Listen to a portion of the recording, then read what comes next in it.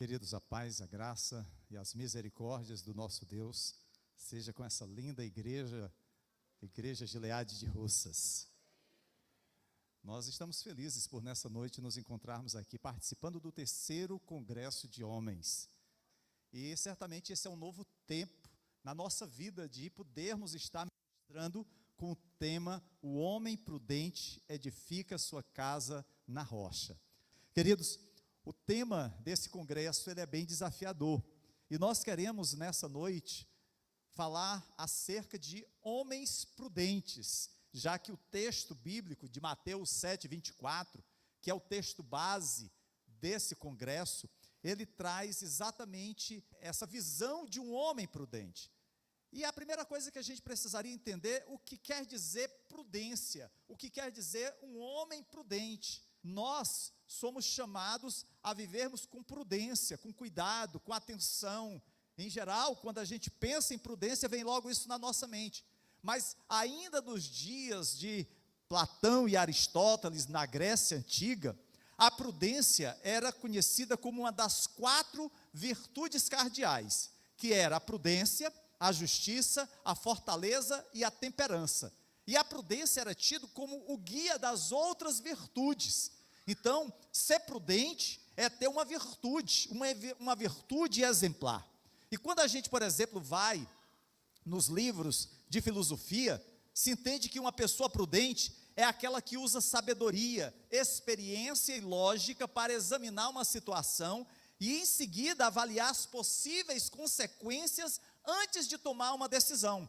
A pessoa prudente é aquela que tem cuidado, que não age de forma impulsiva, que não age de forma improvisada, mas uma forma pensada, cautelosa, cuidadosa. As pessoas prudentes, em geral, elas olham para o futuro e resistem a ações impulsivas que possam interferir nos seus objetivos.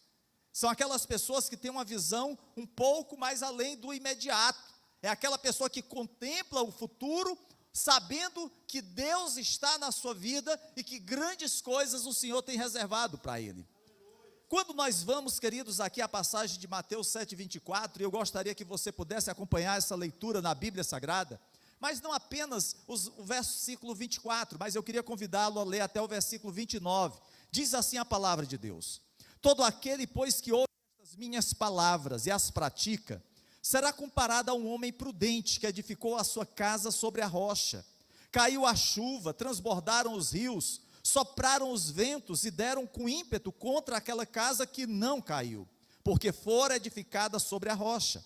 E todo aquele que ouve estas minhas palavras e não as pratica, será comparado a um homem insensato que edificou a sua casa sobre a areia. Caiu a chuva, transbordaram os rios, sopraram os ventos e deram com ímpeto contra aquela casa e ela desabou, sendo grande a sua ruína. Quando Jesus acabou de proferir estas palavras, estavam as multidões maravilhadas da sua doutrina, porque ele as ensinava como quem tem autoridade e não como os escribas.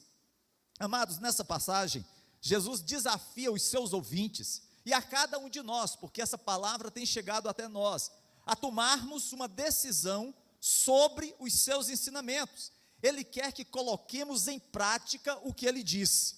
E o que é que Jesus está falando? É interessante entender, queridos, que essa passagem está dentro do chamado Sermão da Montanha, que está registrado lá em Mateus, nos capítulos 5, 6 e 7. E aqui ele faz então aquele arremate final. Nesses versículos, nós observamos o que faz a diferença entre uma casa que se manteve de pé e outra que desmoronou. E o que faz essa diferença não é a qualidade do material. Ambas foram feitas do mesmo material, e até acredito que foram feitas do melhor material possível. Mas o que faz diferença aqui é a ênfase do local aonde elas foram construídas. Uma casa tinha o seu alicerce feito assentado na rocha, e essa resistiu à tempestade que se abateu a ela. E essa fundação, ela foi resistente porque foi colocado na rocha, enquanto que a outra que desmoronou, a sua fundação, diz o texto sagrado, foi sobre a areia, e veio a chuva, e os ventos deram contra ela, e ela desmoronou. Jesus usa essa analogia para destacar o seu ensino. Ele nos mostra até a nossa casa espiritual, edificada sobre a rocha, e nos ensina exatamente o que isso significa. Nos dias de Jesus, construir uma casa não era para qualquer pessoa, era uma tarefa destinada exclusivamente aos homens. Eles planejavam, eles realizavam a obra, cabia ao homem essa função. Seguramente o homem entendia naqueles dias o seu papel na sociedade, ele era o provedor, ele era o líder em sua casa, ele exercia o seu papel de sacerdote do lar. E hoje, será que nós, como homens cristãos, entendemos o nosso papel na sociedade? Será que nós exercemos esse papel conforme aquilo que a Bíblia Sagrada nos orienta, nos preceitua? Como deve ser um homem prudente que edifica a sua casa na rocha? Esse, na verdade, é o grande desafio que se propõe esse congresso, de saber como é esse homem prudente. E aí eu quero chamar a atenção logo no início do versículo 24, que nos é dito: todo aquele que ouve estas minhas palavras e as pratica será comparado a um homem prudente. Quando Jesus diz estas minhas palavras, ele está se referindo ao que ele ensinou durante o período em que ele estava ministrando o Sermão do Monte.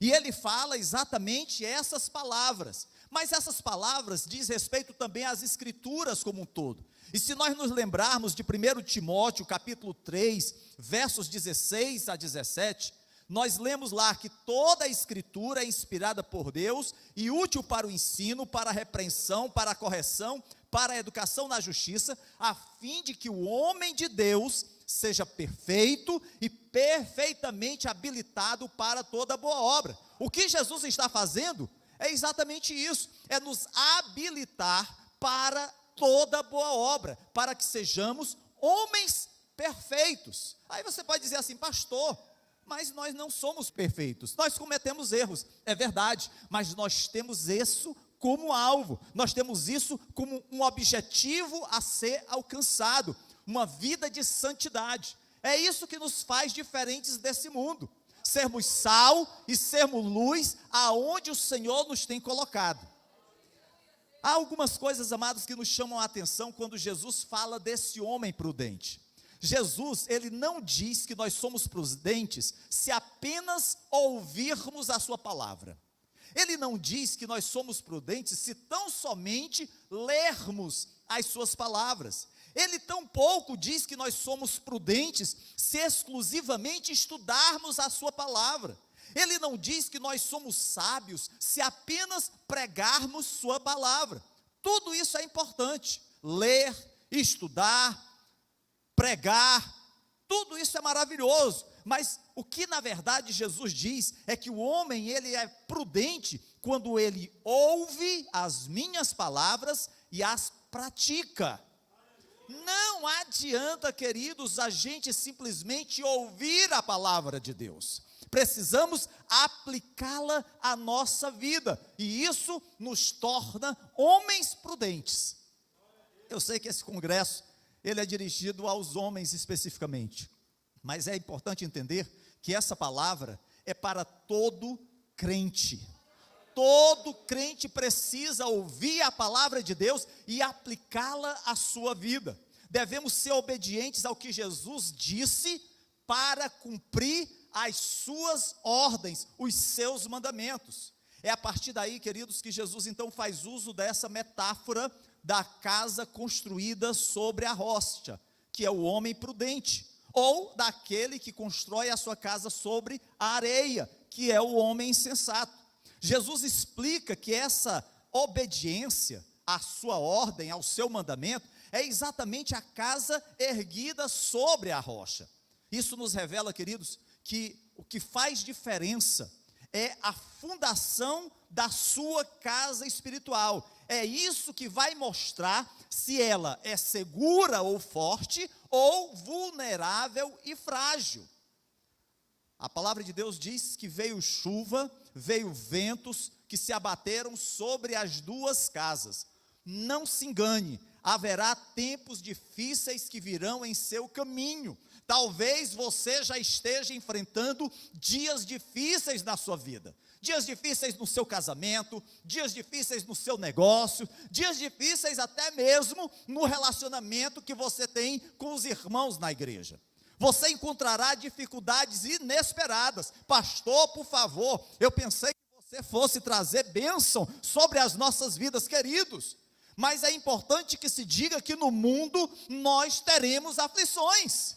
Mas a palavra do Senhor diz: tem de bom ânimo, o Senhor venceu o mundo. Seríamos inocentes pensar que não vamos enfrentar lutas. Você certamente encontrará dificuldades. E uma das coisas que nós devemos notar nesta passagem, queridos, é que as tempestades relatadas neste versículo foram para ambas as casas. Jesus diz que as mesmas provações vieram para as duas casas. Ambas tiveram chuva, ambas tiveram inundações, ambas tiveram ventos. E amados, alguém poderia dizer assim: pastor, mas o que quer isso dizer? Amados, revela que na nossa vida acontecerão tempestades, tempestades que estarão se abatendo contra nós, contra a nossa família. E uma das tempestades que a gente poderia citar aqui é a tempestade na renda familiar. Saímos aí de 2 anos de pandemia e nós sabemos o quanto isso nos afetou. Empresas que quebraram, pais e mães de família que perderam seu trabalho. E isso não é apenas para as pessoas que não conhecem a Cristo, inclusive cristãos fiéis sofreram e sofrem com o desemprego.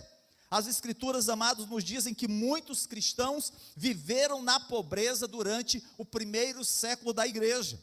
Eu acho que vocês se lembram lá em Atos, capítulo 11, versos 29 a 30, quando a igreja de Antioquia enviou uma coleta aos pobres de Jerusalém. E a igreja de Antioquia não era uma igreja rica, mas mesmo sendo pessoas humildes, eles abriram o seu coração para abençoar aqueles mais humildes.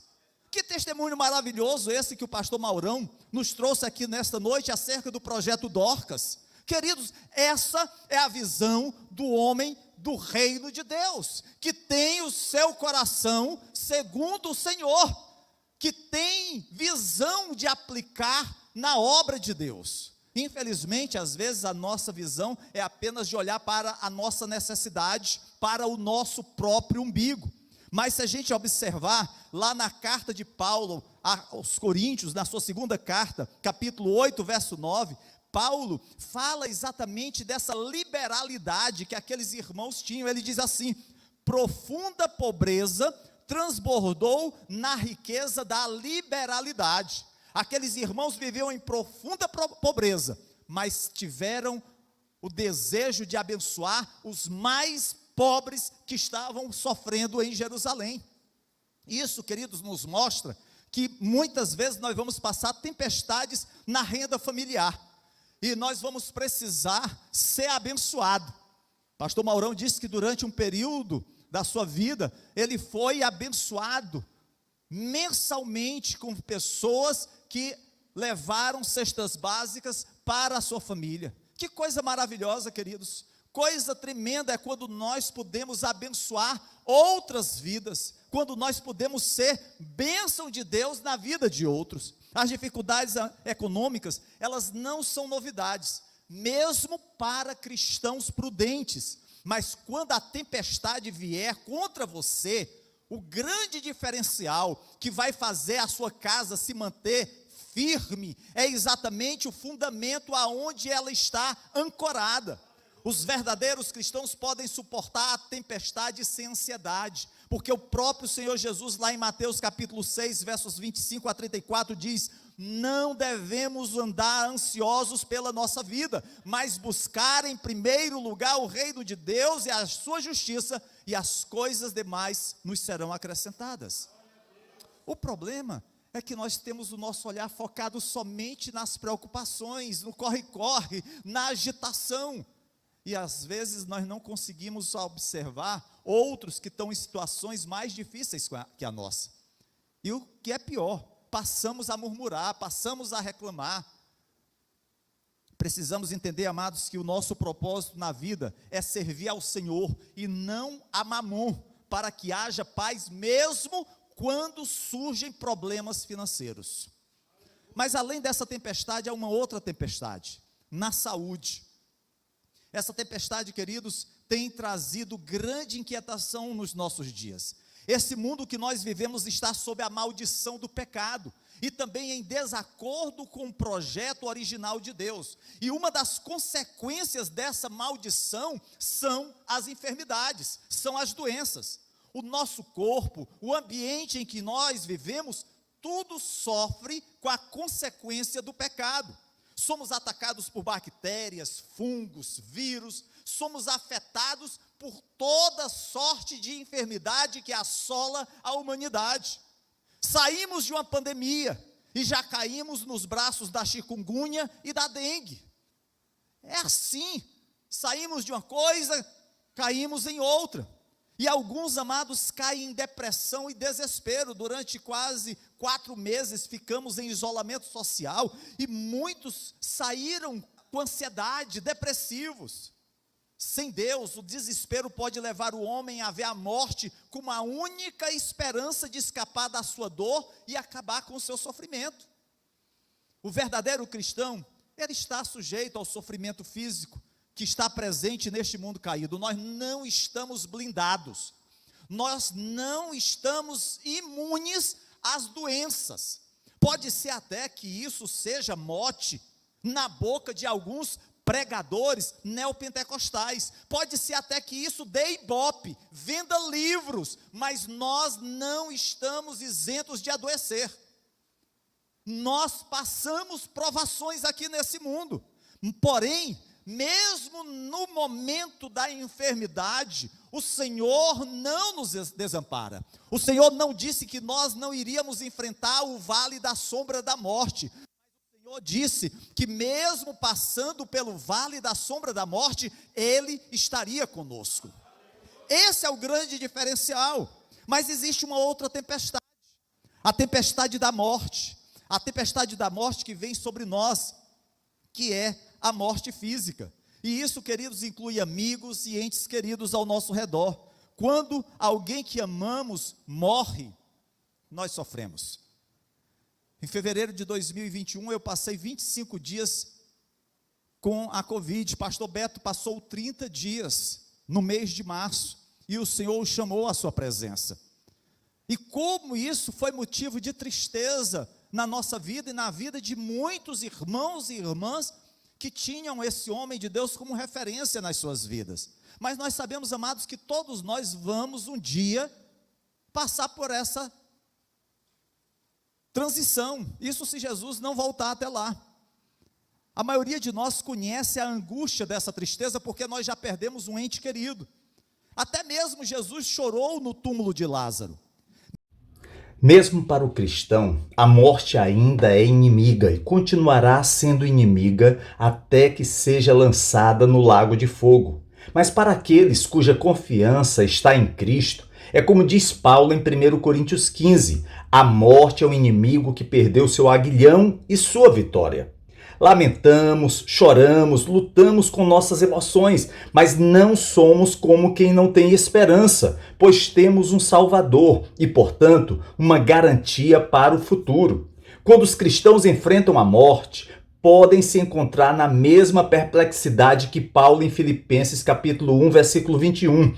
Para mim, o viver é Cristo e o morrer é lucro. Portanto, uma das coisas que devemos aprender com isso é que você, homem prudente, não está isento das tempestades, das provações de ter que construir sua casa na rocha. Não é como alguns falam, ok, agora que você é um cristão, um homem prudente, nada de ruim vai acontecer com você. Talvez alguns de vocês já tenham ouvido esse tipo de mensagem. No entanto, como cristão, como homem prudente, você ainda ficará doente. Você ainda terá problemas com seu trabalho, casamento ou filhos. Você ainda tem chuva, inundações e vento. A mensagem do cristianismo não é apenas peça a Jesus para entrar em seu coração e tudo será tranquilo e fácil a partir de hoje. Isso é um falso evangelho. E se você acreditar nisso, preparará para si mesmo e para os outros um amargo desapontamento. Meu irmão, há chuva, inundações e vento para todos nesta vida, tanto para aqueles que constroem sua vida na rocha, como para aqueles que constroem sua vida na areia. As tempestades da vida são comuns a todos nós. A diferença não é que você não tenha tempestade como homem prudente. A diferença é que, como cristão, como homem prudente, você tem uma base, uma fundação que o sustenta através das tempestades: Jesus Cristo. Se sua casa espiritual for construída sobre uma base sólida, ela permanecerá de pé. Se você construir sua casa sobre o fundamento de Jesus e seus ensinamentos, você será abençoado. No versículo 24, Jesus diz que o homem prudente edificou a sua casa sobre a rocha. Temos que entender exatamente o que é construir a vida sobre a rocha. Muitas pessoas pensam que construir sua casa sobre a rocha significa dizer que Jesus é a sua rocha. As pessoas dizem coisas como: Jesus é minha rocha, então vou ficar de pé e não cair. Bem, dizer que Jesus é sua rocha é uma grande confissão de fé, mas não é isso que Jesus indica aqui, que significa construir sua vida sobre a rocha. Certa vez Jesus falou: nem todo o que me diz Senhor, Senhor, entrará no reino dos céus. Portanto, apenas dizer que Jesus é seu Senhor não é construir sua vida sobre a rocha. Então, o que significa construir sua vida sobre a rocha? Precisamos lembrar que Jesus está fazendo uma analogia, uma comparação. Ele disse que todo aquele, pois, que ouve estas minhas palavras e as pratica, será comparado a um homem prudente que edificou a sua casa sobre a rocha. A palavra comparado tem o sentido de que ele faz uma ilustração. E o bom é que não temos que tentar interpretar essa ilustração. Jesus nos diz o que isso significa. O homem prudente que construiu sua casa sobre a rocha é uma ilustração do crente que ouve estas minhas palavras e as pratica. É interessante que tanto o homem prudente quanto o insensato ouviram as palavras de Jesus. Contudo, a diferença entre eles é que o homem prudente tem como característica praticar o que ouviu de Jesus. Caso contrário, esse homem será chamado de insensato. O livro de Provérbios apresenta algumas características de um homem prudente, as quais gostaria de compartilhar para que avaliássemos se elas foram por nós incorporadas ou, pelo menos, sejam alvos a alcançar, objetivos a atingir. Provérbios 14:8 diz: a sabedoria do prudente é entender o seu próprio caminho, mas a estultícia dos insensatos é enganadora. O que torna sábio o homem prudente é o fato de que ele considera cuidadosamente o seu caminho, ou seja, ele procura entender quem é, para onde vai e o que está fazendo. O homem prudente tem um padrão moral e uma bússola. Ele tem direção e discernimento moral e espiritual e permanece no curso. Tudo isso contrasta com o tolo. O tolo pratica a loucura, impiedade, sem compreender o quão destrutivo é. Ele se auto-engana. Provérbios 13:16 declara: todo prudente procede com conhecimento, mas o insensato expõe a sua insensatez. Um homem prudente trabalha com conhecimento, em oposição a trabalhar contra o conhecimento ou sem conhecimento. O homem prudente apura os fatos, acumula os dados necessários, depois prossegue e, à medida que avança, está sempre pronto e alerta para absorver mais conhecimento e uma maior profundidade do conhecimento de Deus. Isso tudo contrasta com um tolo que expõe a sua insensatez. Um tolo involuntariamente coloca a sua tolice em exibição pública pela maneira como ele age. Age sem conhecimento ou desafiando a verdade. E as consequências ridículas ou trágicas o identificam como um insensato, conforme podemos observar em Lucas capítulo 14, versículos 28 a 30. Provérbios 12, 23 afirma: o homem prudente não alardeia o seu conhecimento, mas o coração dos tolos derrama insensatez. Um homem prudente vê mais do que diz. Um homem prudente é rápido em adquirir conhecimento, mas não é tão rápido em proclamar tudo o que sabe. Esta não é uma questão de engano, mas uma questão de discrição. Note Eclesiastes 3:7. Há tempo de calar e tempo de falar.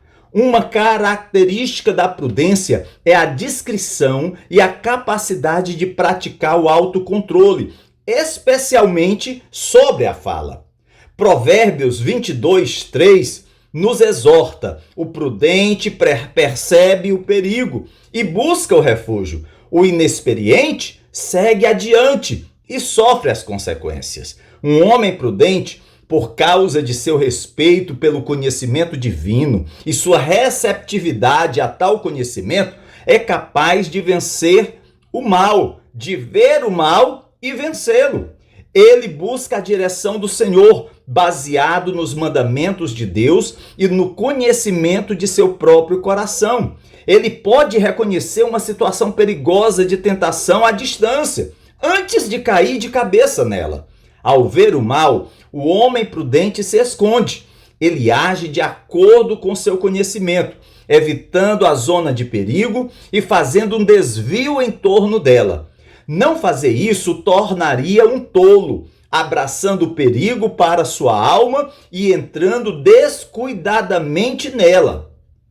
Provérbios 15, verso 5, nos afirma: o insensato faz pouco caso da disciplina de seu pai, mas quem acolhe a repreensão revela prudência. Disciplina envolve cada momento da vida de uma pessoa, incluindo instrução, correção e punição. O insensato despreza toda essa disciplina, recusando-se a aceitá-la, rebelando-se contra ela, afastando-se dela. Mas o homem que acolhe a repreensão, isto é, aquele que se submete à repreensão, apreciando a motivação de amor, a preocupação do pai e a sua intenção de orientar seu filho no caminho da vida, este revela prudência. O homem que acolhe a repreensão está demonstrando prudência e desenvolvendo o valioso atributo da prudência. Observe Hebreus capítulo 12, verso 11, que diz: nenhuma disciplina parece ser motivo de alegria no momento, mas sim de tristeza. Mais tarde, porém, produz fruto de justiça e paz para aqueles que foram exercitados. Aleluia! A palavra de Deus também nos mostra que o homem prudente, ele tem um papel essencial na família. E nós separamos aqui alguns versículos que revelam que o marido deve ser o cabeça da esposa, como Cristo é o cabeça da igreja. E já que nós estamos no congresso de homens, é importante que a gente entenda o nosso papel como homem dentro da palavra de Deus. E a primeira característica do homem prudente é amar como Cristo. Lá em Efésios 5, 25 diz: maridos, amem suas mulheres, assim como Cristo amou a igreja e entregou-se a si mesmo por ela. Aqui nós encontramos duas verdades incontestáveis. A primeira é que Cristo amou a igreja, e a segunda é que este amor de Cristo é uma extensão de que ele se entregou pela igreja. O que é descrito nesses versículos, queridos, é a autoridade do homem como chefe da família e o compromisso de atender às necessidades do lar. Infelizmente, hoje, muitos homens não estão cumprindo o seu papel como líderes de família. estão delegando isso a outras pessoas, às vezes a esposa, às vezes aos filhos, às vezes ao celular, à televisão. Infelizmente, Cristo demonstrou, queridos, que a verdadeira liderança, o verdadeiro amor, são abnegados para fornecer o que é necessário para aqueles que são guiados e amados. Então você, homem, você que está participando desse congresso, que é casado ou que deseja um dia casar-se, lembre-se, Deus te colocou como um papel essencial no lar, na tua família, e você precisa exercer esse papel. Segunda característica do homem prudente é prestar contas a Deus. O papel do marido, queridos, deve ser de autoridade amorosa, e não um papel autoritário e severo. Nós vamos estar realizando, no mês de agosto, um culto de casais lá na nossa igreja, e o tema que a gente vai estar abordando é exatamente a questão da agressão física, da agressão também de palavras. E não falamos de pessoas lá fora não, dentro de lares cristãos. Homens que não sabem exercer a sua autoridade de forma amorosa, que querem subjugar, que querem exercer uma autoridade severa, cruel no relacionamento com a sua esposa ou com seus filhos. Queridos, a autoridade do marido é amorosa, porque ela é responsável perante Deus, perante o bem-estar da sua família, quer seja física, moral, emocional e espiritual. É por isso que em 1 Timóteo capítulo 3, versos 1 a 13, Paulo fala sobre as qualificações dos bispos e dos diáconos, e essas qualificações podem ser aplicadas a qualquer homem, e dentre elas há uma que eu quero chamar a atenção, que diz que o homem de Deus governa bem a sua própria casa. Será que no nosso lar, nós como homens, estamos governando bem o nosso lar? A gente precisa, queridos, buscar a palavra de Deus para saber como gerir as coisas de dentro de casa, porque como é que a gente vai querer ser fiel no muito, se no pouco nós não temos sido? Uma terceira característica do homem prudente, queridos, é tratar a esposa com compreensão e honra. O apóstolo Pedro, em 1 Pedro capítulo 3, verso 7, diz: maridos, sejam sábios no convívio com suas mulheres e tratem-nas com honra como parte mais frágil e co-herdeiras do dom da graça da vida, de forma que não sejam interrompidas as suas orações. E aqui Pedro está fazendo uma exortação: o marido deve viver com sua esposa com sabedoria e discernimento. Infelizmente, há muitos maridos e esposas simplesmente que não dedicam tempo suficiente um ao outro. Tem tempo para jogar bola, tem tempo para o lazer, tem tempo para cuidar dos negócios, mas não tem tempo para a família. E quando estão em casa, ao invés de conversarem, ao invés de se dedicar um ao outro, liga a televisão, vão para a internet, e hoje mais ainda, porque cada um é refém do seu celular. É muito comum, hoje quando a gente sai para alguma refeição com a família, está lá o marido, a esposa e os filhos, cada um com o seu celular, a gente só vê os dedinhos passando, para cima e para baixo, né? Ninguém conversa mais, ninguém trata mais de nada, é cada um na sua, é como se fosse cada um no seu mundo. Alguns anos atrás isso acontecia com a televisão, em cada quarto havia uma televisão, cada um ficava na sua programação, ninguém interagia.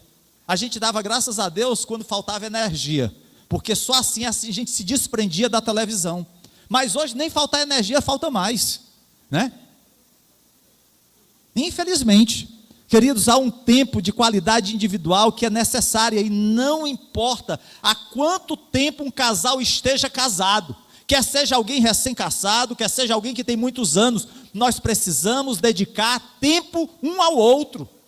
Isso é o maior investimento. O maior investimento não é encontro de casais com Cristo, o maior investimento não é MMI, o maior investimento não é cultos de casais.